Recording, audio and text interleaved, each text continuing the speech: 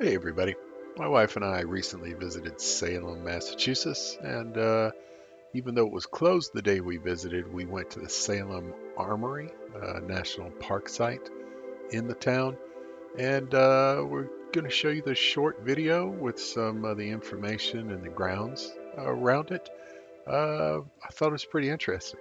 I didn't realize that the battles of Lexington and Concord may very well have been the Battle of Salem had events gone a little bit differently shortly before um, Lexington and Concord. Hope you enjoy.